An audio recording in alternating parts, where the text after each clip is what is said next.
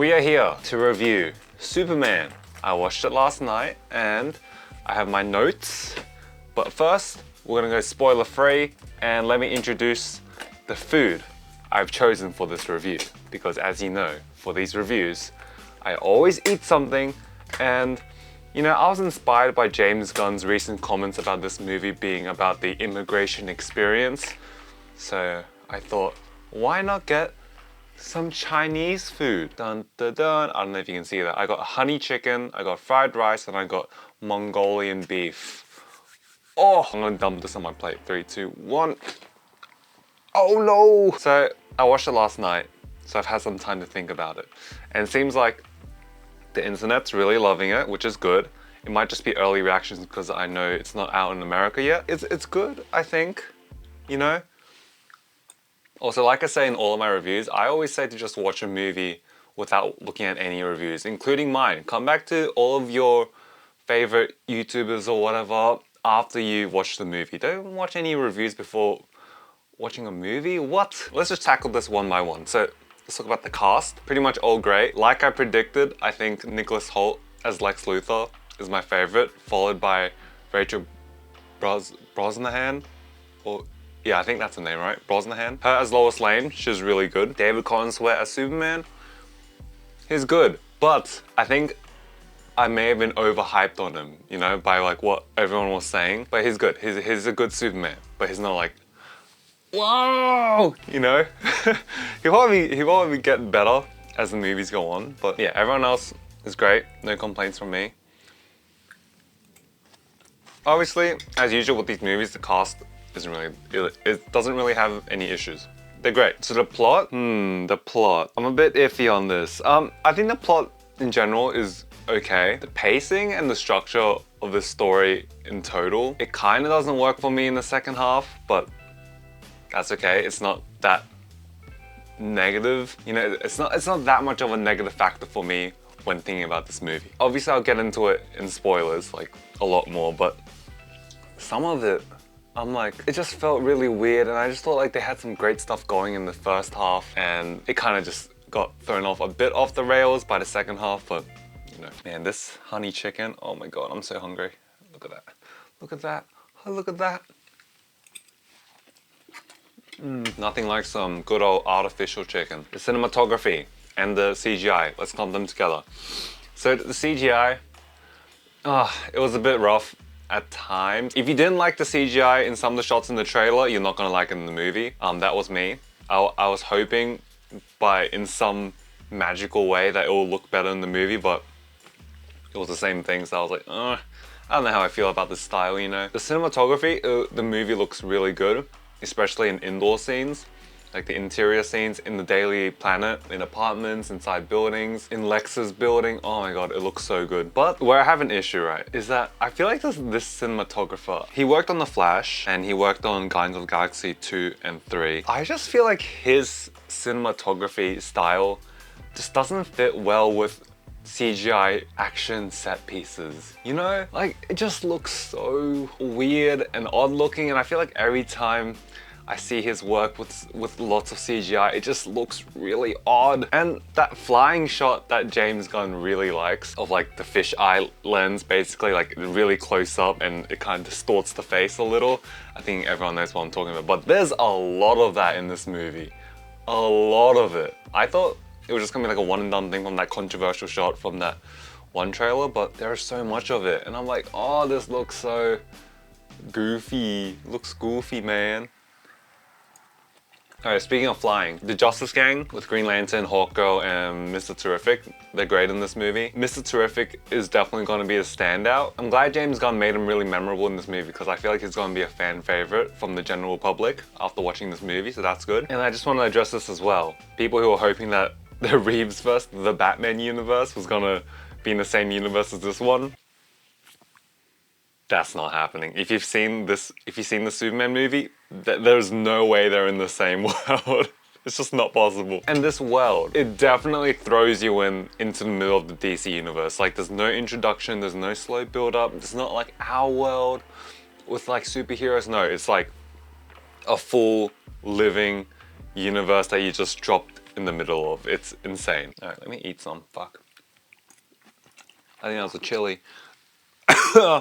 My throat. Oh yeah, wait. One more thing I want to cover in spoiler free is the soundtrack. So when they announced the guy who was doing the soundtracks for this, I think he also worked on the Guardians of the Galaxy movies.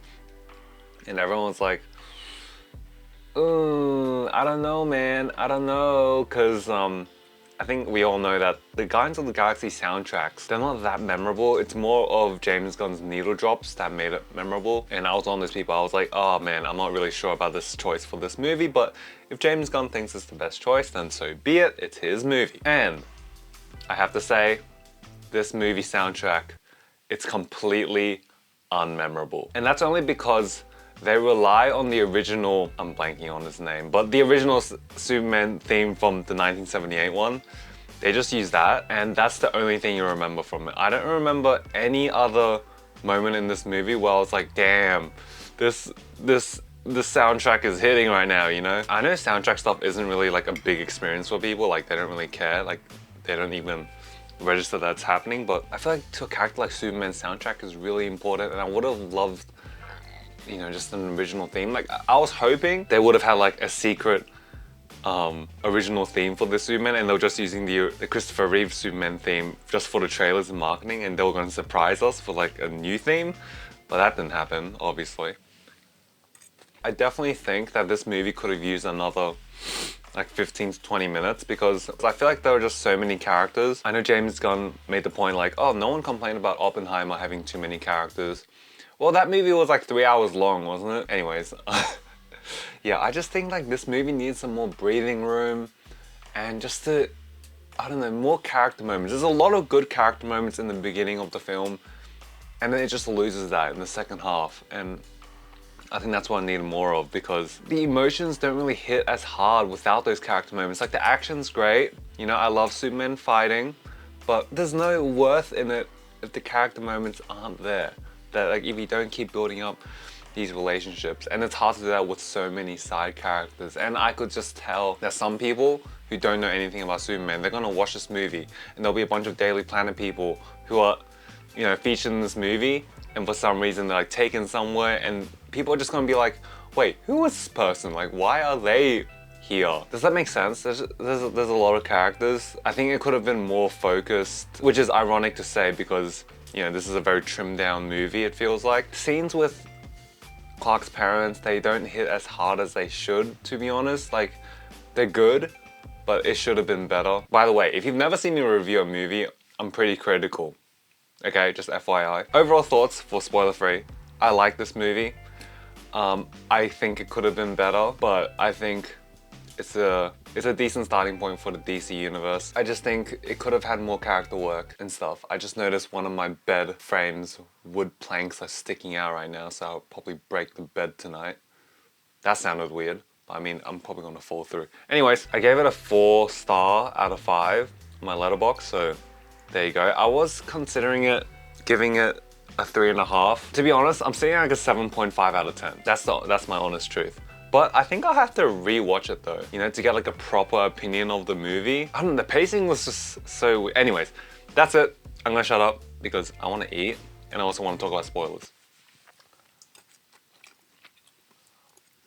Alright, I got my notes that I took during the movie. Barely intelligible, you know, because it's hard to write in the dark. Okay, so spoilers, of course, let's get started. So, we learned that through the text in the beginning of this movie, metahumans have been around for 300 years. That's pretty interesting. Does that like include Vandal Savage and stuff? I don't know. I think it's good to set the context like that, like immediately, so people aren't confused and just, you know, just like get it out of the way. So I like that. And by the way, I haven't seen any trailers or like really remember any trailers apart from the teaser trailer and the first original trailer. I didn't even look at the special look scene, you know, with Crypto and like the robots and stuff. I didn't even watch that. So I was really surprised that it started with that scene in this movie. Like that was the very first scene. That was a good surprise. I think it was good to get that out of the way.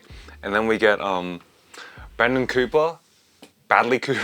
Who's Bradley Cooper? Bradley Cooper as Jor-El, and I recognize the actress as well, but I'm blanking on the name. But they are Superman's parents. I think we knew that from like leaks and rumors and stuff. Man, should I talk about that twist now or later? I'll save it for later when it comes up on my notes. But it's a really interesting way to start this movie because they talk about Superman interfering with Bavaria, and we don't see that at all, which I thought was an interesting choice. Granted, we don't need to see that. Maybe it would have been cool to see some parts of it during like an intro sequence or like opening credits or something, but you know, not a big deal. And then as it's flying back, we obviously get some, you know, the flying shot of like whoosh, whoosh, whoosh, whoosh.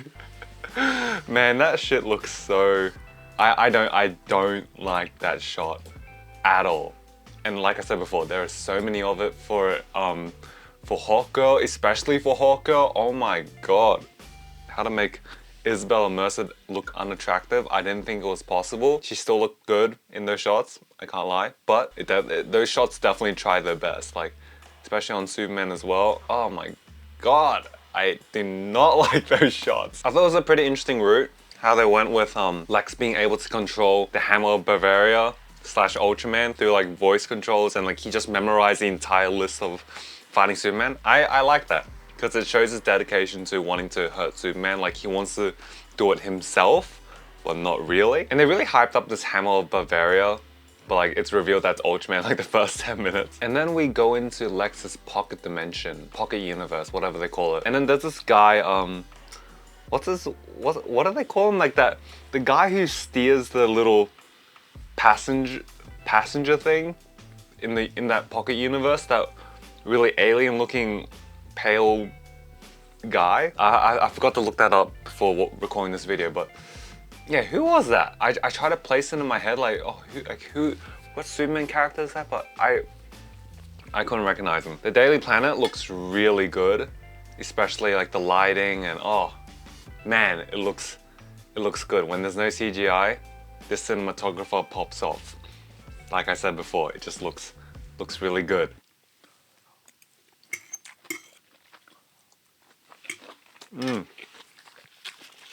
Delicious. One of my notes. Holt is so good as Lex. He's really good as Lex in this movie. I just wish, you know what, I'll save it for the end when they reveal his motivations and stuff, but I have some criticisms about how it unfolded, like how his character unfolds, but it is what it is. Dude, Clark and Lois, they make out a lot in this movie. Those make-out scenes were heavy and long. We get 2 make-out scenes, one in the kitchen, in the apartment, and then one at the very end when they're flying. God damn, they linger on those shots for a long time, man. To be their partners, the actors' partners watching that scene, I would be like, I don't know if I like this. This is going on for too long. But it was hot, you know, attractive people making out. What is there not to like? But shortly after that first makeout scene, Clark and Lois, they have this whole debate, the fake interview, you know, with Superman. That was amazing. I really love that scene. That was a really good character scene that shows a lot about both characters and how they see the world. I just wish we had more stuff like that throughout the movie. But that scene, I love that scene. That was really good. Obviously, some of it was in the trailer, so we knew it was coming, but that scene was just so good. How it was shot and everything, great. Look at this, the note after that. So after that scene, Lex and the engineer and Ultraman, they go into the Fortress Sultan, and I wrote, Ultraman has Bizarro DNA. Because that's how I guessed that they went into the fortress, like how they accessed it, and I was like, oh, okay, so he has Superman's DNA, so that's how they got in, which was, I'm sure to a lot of people it would have been obvious. Give me some beef. Give me some Mongolian beef. You know when food is so good, such shadowboxing. That's how good this is. Alright, so we have the kaiju scene, and it was obviously really good to see the difference between how Superman handles this situation versus the Justice Gang. Again, I really love the Justice Gang in this movie for the short time they had. I feel like everyone would want to see more of them, and not in like the, oh, they need a spin-off or whatever. I just feel like they just needed more time in this movie, or just not include them at all. I don't know, maybe that's just me, but I did really like them in this movie. And then we see the full-length version of Jor-El and Lara El. I think that's Superman's mother's name, right? Their full message, and it's not about like protecting them or whatever. It's like to enslave them because they're like simple beings, like humans are like simple or whatever. I was like, huh? what? And then Mr. Terrific was like, oh yeah, no, I know there's some of those translators, they would have no reason to like lie about this. Maybe like Lex could have coerced him, like how would you like trust, anyways, he's the smartest man in the world, or third smartest man or whatever, so that's not really a big deal. But the big deal is the fact that they didn't they didn't backtrack at that at all. Like they kept at it for the entire movie. Like I thought at some point they would have been like, no, there was actually like a missing part between those two halves where Jor-El is like, don't think like this, like don't think you should be the ruler, etc, etc. But no, they just fully committed to Kryptonians, his Kryptonian parents being a bunch of jackasses. And yeah, I have seen people like already online be like, what the hell is this? Like Jor-El would never, blah, blah, blah, blah, blah, blah. I don't think it's that big of a deal, but it's definitely different. Like it was like, wait, what? They didn't fix it by the end of the movie? Like they didn't change it or anything? Like that's actually what they said? I was so confused. It was very Zod-like. You know, like General Zod. Was Jor-El and Zod besties in this universe? Because they should have been. One of my notes here I just wrote, don't call me Chief. I like that they managed to sneak that in there. I'm a bit upset they didn't include Lois's inability to spell, like her suckiness at spelling. Maybe they did, but I just missed it. But yeah, that's super. That did not factor into how much I enjoyed this movie at all. I'm just bringing that up. Then after that, I wrote Supergirl's dog, ? Because I think we all suspected that Krypto was Supergirl's dog and Superman was just taking care of Krypto for this movie. Krypto, by the way, is not a perfect dog, which I like. And that scene when Superman and Lois are in the apartment together, and in the background you just see the Justice Gang fight a fifth dimensional imp? Oh my god, we are going full comic bookness in this movie. Like, and you just see them casually just fight in the background. Like that's like Mr. Mixapitalik shit, like Batmite shit. And you just casually drop that? Okay, we're in a comic book universe. Although I couldn't really tell whether that was meant to be funny, you know, because Lois and Superman were having a really heartfelt conversation. But my theater was like laughing a bit when it would show the Justice Gang fighting the imp in the background. So I don't know, there was some like tonal confusion there, but that scene with Clark and Lois, that was really good. But it was hard to not get distracted by what was going on in the background. Frank Grillo appears very briefly throughout this movie, and so does Peacemaker as with John Cena. So it seems like this version of Peacemaker is a good guy, and I feel like in Peacemaker Season 2 he's gonna be replaced somehow by the Peacemaker we know, who's a piece of shit. Yeah, we see the Hall of Justice. I didn't expect to see that. And on the side you can see like a mural for the Justice Society, I think, and you can see Wildcat, comic book form. I thought that was pretty sick. It was like a blink and you miss it cameo. I was like, whoa, cool. And then they bring up the hypnosis glasses that Clark uses. That's such a random thing to include. I don't know if I like that. I know like James Gunn was like, oh, it's been canon for ages, actually, people just forgot. But there's something fun about Clark literally being Superman just by like slouching and having good glasses and just being a, you know? I feel like there wasn't enough Clark in this movie. After like the first like 20 minutes, Clark just kind of disappears. It's just all Superman. I like having a good balance, you know? So far, I'm so surprised I can read all of my notes. My handwriting is getting better writing in the dark. When Superman's in prison, right? And then Lex brings out Ali, the food guy, and he's like, has the Russian roulette. And he actually fucking shoots him on the second shot. That was a bit of a shock. I didn't expect them to go that way. I was like, whoa! Oh my god, in the Superman movie. I know they were trying to emphasize Superman's relationship with civilians and stuff. It did seem like kind of a random pull. I know they did establish it early in the movie that he knew Superman. And then they were like, oh, who is this guy? Like, just in case, blah, blah, blah. And they took him as a hostage later. But it was kind of weird and random, which Superman addresses, kind of. He was like, he's a civilian, he has nothing to do with this. And Lex is like, oh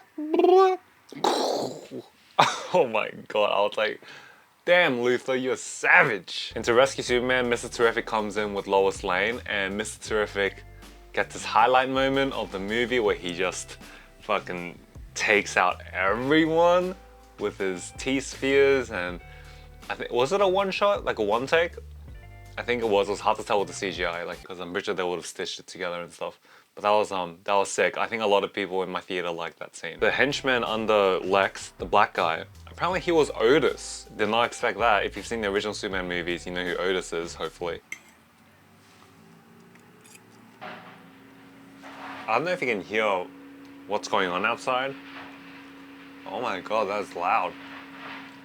Stadium fight scene between Superman, the Engineer, and Ultraman. That was really sick. I really like that fight scene. It was really short though, but it was really sick. And of course, let's be honest, was anyone surprised that Ultraman was a clone of Superman? I don't think anyone really was, right? Also, if Lex already had a clone of Superman, couldn't he have just like face ID'd him, the clone, to find out who Superman really is? I don't know. Maybe that's not how it works. It seems like he fell into that portal, the black hole, and it's probably gonna end up on Bizarro World, you know, to become like the real Bizarro that we know. But in this movie, he was such a nothing character. I feel like Clark didn't even react enough to seeing a clone of himself. And I feel like that should have been like at least like a climax point of the movie, right? Like a source of conflict.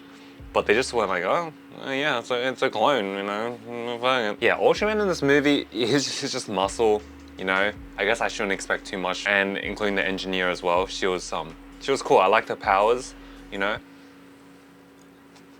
The scene where Hawkgirl and Green Lantern, they go to Bavaria, or like the border of Bavaria and the other country, and they start like cleaning up. That was pretty sick. When Green Lantern, just his hands coming out and shit, that was sick. And then when Hawkgirl grabs the president and just drops him, I'm like, oh shit. Hawkgirl is a savage. Goddamn. Like I said in my Letterboxd review, they used like her screeching sound so many times. Like, I don't know. If it was kind of weird, but that's just like a nitpick. And at the very end, the climax of this movie, we have Superman confronting Lex Luthor in the Luthor Corp building.